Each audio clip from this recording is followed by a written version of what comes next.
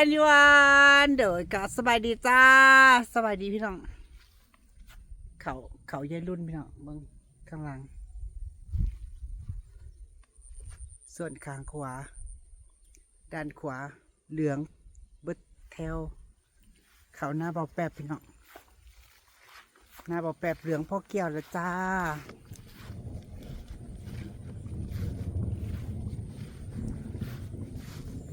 มืดผ่ามืดพลมาปิดโงนเลยพี่น้องเอ้ยเป็นอะไรเนาะจ้าอยู่ในหมอกในเมืองไปเที่ยวบุญสวงเฮือใครเอ่ยพูดถึงใครเอ่ยพูดถึงบ่าวเสือพี่น้องเพิ่นสิไปเบิ่งบุญไปเบิ่งแข่งเฮืออยู่เวียงจันทน์เนาะ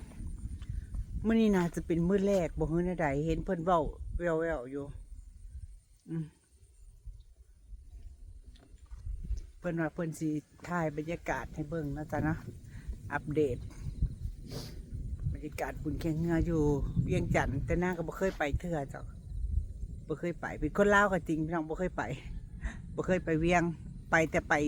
แบบผิวเผินนะไปนิดหน่อยแล้วก็ออกมาบ่ได้ไปเลาะไปเที่ยวไปเล่นจักเทื่อ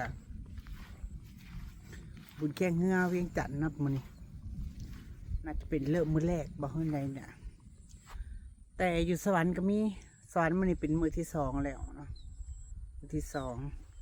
แต่อยู่สวรรค์ก็เคยไปประจำดูกลางคืนก็ไปแต่ปีนี้ก็ไปเข้มมาลาดเลยเนาะไปเข้มมาลาดแล้วก็เราไปอยากไปทันใดพี่น้องวันไรห่างจ้ะไปเบิ่งบรรยากาศบุญเคียงเงืออยู่เวียงจันทน์จ้ะว่าเป็นจังใดนะคะ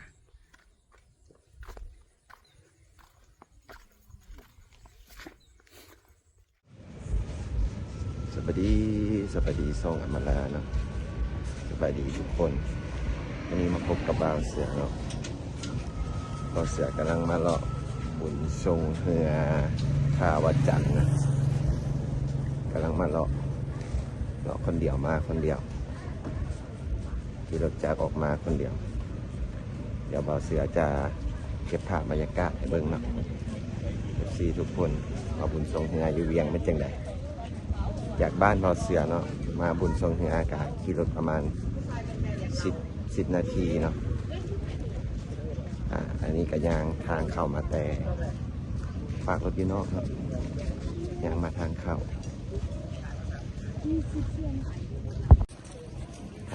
มาเนาะจะมีบูธขายเครื่อง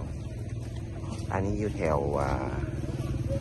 แคมป์ของอยู่แถวเขาห้องว่าอยู่แถวเฮียนสันแยกปลาประสักเนาะมีบูธขายของอยู่ของจีนขายเครื่องขายของทีนี้ไปจนสู้ท่าวัดจันทน์พูดแหละวัดดอนจันทน์พูดแหละอันย่างกะประมาณจักกิโลดูพอเสือกับบ่ได้มาเลาะดนละ มาได้แต่ตอนเย็นเนาะตอนคืนคนหลายตอนแรงมาล่ะคนจะมาลอยกระทงไหลเรือไฟลอยกระทงแหละตอนแรงมานะมื้อนี้นะแต่เบาเสือบ่มีเวลามาดอกตอนแรงขาเบิ่งพอเนาะก็เลยมาตอนเย็นเก็บภาพบรรยากาศให้เบิ่งเนาะมีบูธขายเครื่องขายเสื้อผ้าขายอาหารของกินบูธวังกลางก็น่าจะมีขายด้วยกันเนาะขายเครื่องขายของกินแต่ผมว่าปีนี้เพิ่นป่าช่วงเฮือยุแจได้เนาะพี่น้อง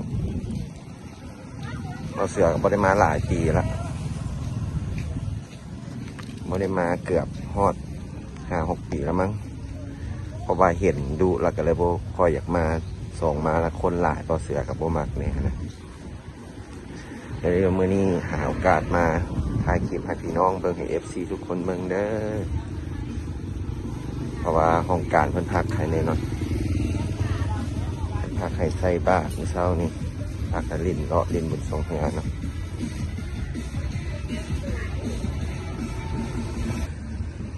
อันนี้กับจะเป็นบูธมองเพิ่นสวงเฮือเนาะปีเพิ่นจะมาสวงอยู่แคมป์ท่าแถวพี่เนาะอยู่ใกล้ๆเนาะเพราะว่าอย่างมันมีดอนคาอยู่แถวพุ่นเด้ของสวงเพิ่นเนาะ ช่วงพงานจุกปล่อยเหี่ยมันอยู่บนนั้นปีนี้มันช่วงอยู่ใกล้เนาะแต่ว่าวันนี้ยังไม่ทันในช่วงที่บอกน่าจะสวยๆหน่อยหนึ่งที่บอกมันจะปล่อยเหี่ยช่วงออกมา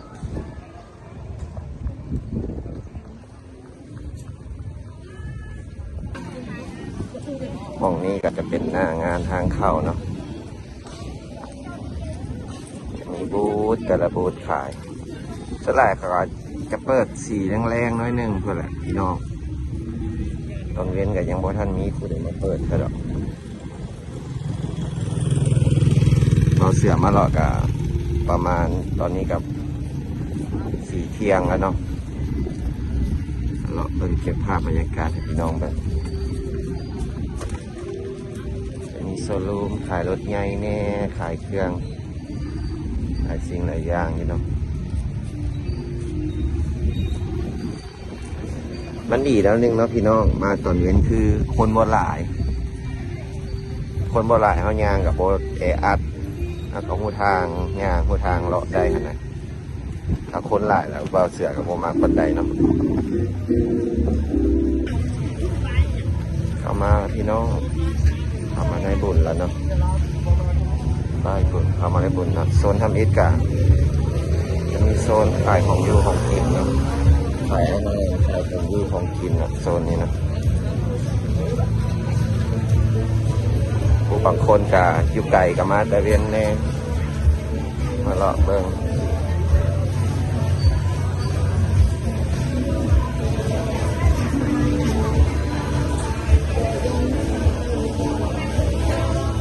มีอาหารหลากหลายเนาะ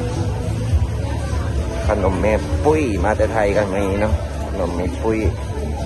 แม่ปูเป้ทางไทยกันไหมเนาะ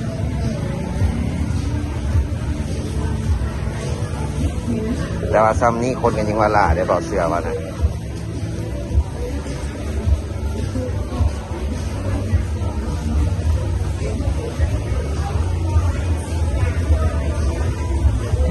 คนล่าอยู่เนาะพี่น้องตอนเรียนก็มีคนล่าอยู่คนเสือพวกของล่าของกลางใกล้เคียงนี่เพิ่งกลับมาหรอก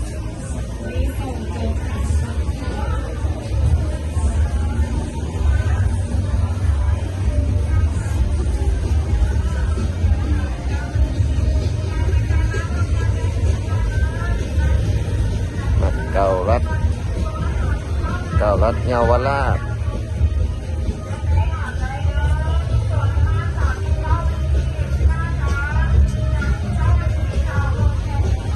เสื้อผ้านะ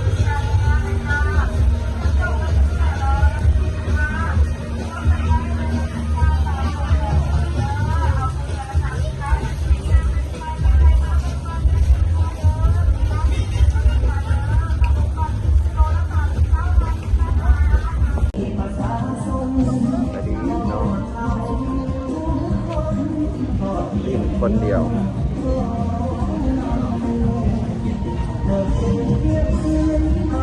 ส่วนหลายจะเป็นขายเสื้อผ้านะพี่น้องคนขายเสื้อผ้าหลายเสื้อผ้าเครื่องคือเครื่องเลเนี่ย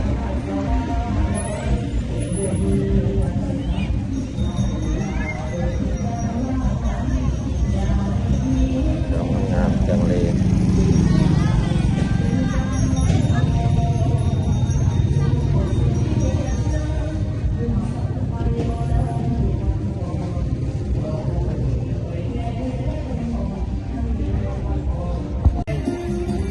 ตลาดจะขายเครื่องเลเนาะพี่น้อง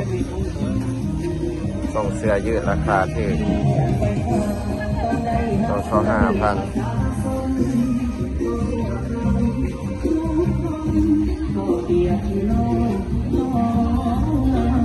เก็บ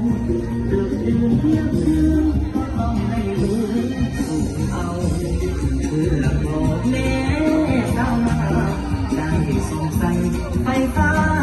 สว่างเป็นเมียไฟฟ้าน้องยา ส่วนหลายของอยู่ของกินเสื้อผ้าเนาะอ่านการอยู่การกินกันเต็ม แต่ใครเนี่ยเมื่อนี้อากาศมันครึมๆดีพี่น้องบ่แดดปานใดพอยางเลาะได้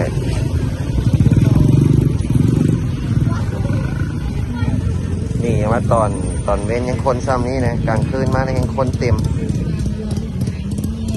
คนหลายยังเพียงส่งมื้อสุดท้ายแล้วเนาะ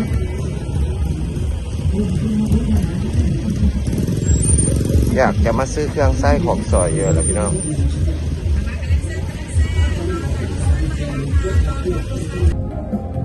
มาซื้อเครื่องไส้นะพี่น้องสอบซื้อยาสีฟันก่อนเปล่าลาว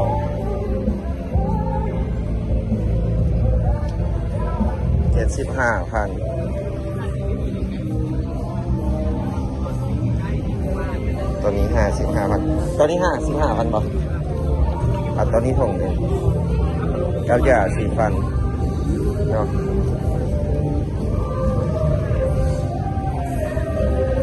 ยังมีคอเกตเนาะ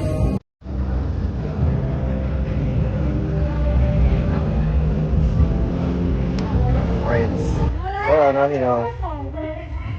ได้แปดอันนี้โซนจะเมียนสบู่เปอิน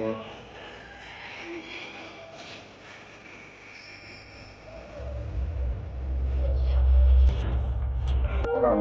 มีนะพี่น้องได้สองอย่างแล้วเนาะพี่น้องสลายจะซื้อเครื่องไส้ของซอยเอาการอยู่การกินมัน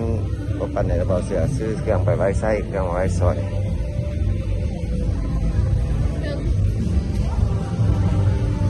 ใจพาเข้าไปย่างเลาะข้างในโซนเสื้อผ้านะพี่น้องอันนี้จะเป็นโซนขายเสื้อผ้านะพี่น้อง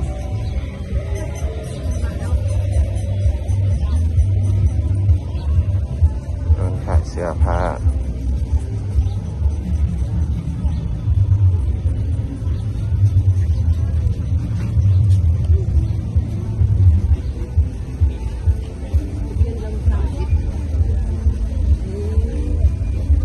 ข้างในขายเสื้อผ้านะพี่น้อง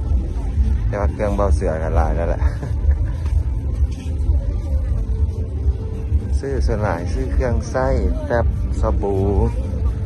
ยาสีฟันเครื่องไว้ใส่กับครอบครัวนะส่วนหลายจะซื้ออย่างสั้นซื้อเครื่องเข้าเงินอันอื่นเบาเสือก็บ่อยากได้ปานใดหรอก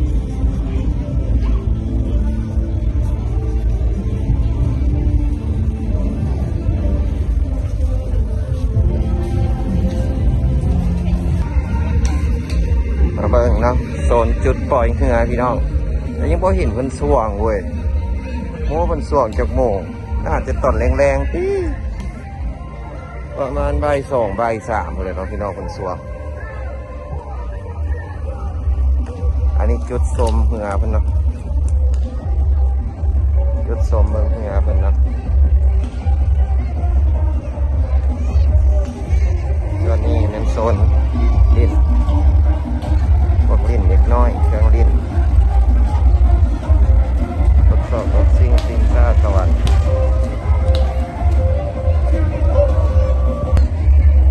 จุดปล่อยเหงาจุดสมเหงาเป็นนักพี่น้องอาจจะมีนายไงมาเพื่อตอนแรงๆหมดเลยกันหน่อย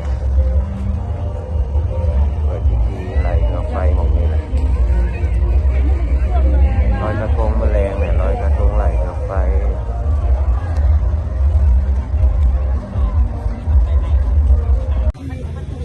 แร่ซื้อข้าวราม แร่ซื้อข้าวรามปิ้งไก่หั่นแซ่บนะข้าวรามปิ้งไก่เนื้อแห้งกินนะ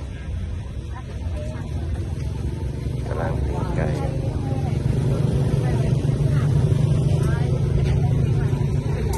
ข้าวรามกันนี้จะบ้างแซ่บๆเอาเลย